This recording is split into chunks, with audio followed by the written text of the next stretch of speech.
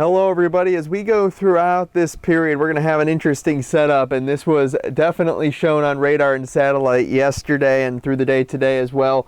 We have this flow from south to north here. There's nothing really going on at all across the east, and a decent amount of activity with even some stronger storms back across the west. That's all due to the setup with the ridging. We'll show you that. Rain chances are going to be to the west of the main area of ridging in a couple spots across the nation. Across much of the east, it's going to be very quiet because this big ridge of high pressure that is set up. So here's some more showers and even thunderstorms that are spread out across portions of the eastern plains, into the Corn Belt, into portions of the Soy Belt, down across the Mississippi River Valley and the Gulf Coast area as well. You don't really need the rain here across eastern Texas, but a little bit more incoming.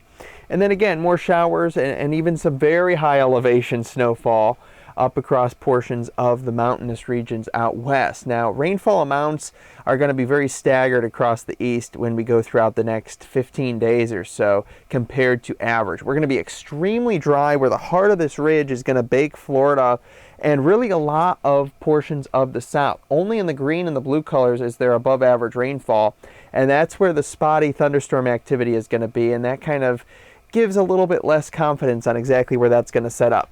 Totally different story once you go across the middle portion of the nation.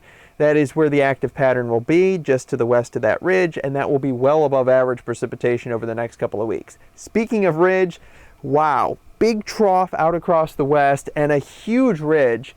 The darker these reds, the more anomalous or stranger compared to normal it is. So far from average, a very, very strong high pressure system. And that's going to continue, and then it'll kind of weaken a little bit, and we'll start to get a little movement with these troughs. But before that happens, these ridges just create a big block in the atmosphere and just prevent a lot of movement. So the weather pattern really stays similar for several days. So we'll get the ridge to break down a little bit, and we'll probably get a couple of troughs in that will be brief. Not going to do a ton. Let's take you through the rest of the later portions of this week, and then in towards the middle of next week as well. So rain still coming out of the middle of the country here, getting more active out across the west. Notice it's not going to be bone dry across the whole eastern portion of the nation. There will be some areas that do get under a little bit of rain to provide relief, but we're talking about just isolated spots. Otherwise, it's definitely very warm. It's unseasonably warm, extremely warm really, with well above average conditions. And you can see again more activity here, but then it gets a little bit isolated and spotty once you go up towards the northern Great Lakes into the northeast.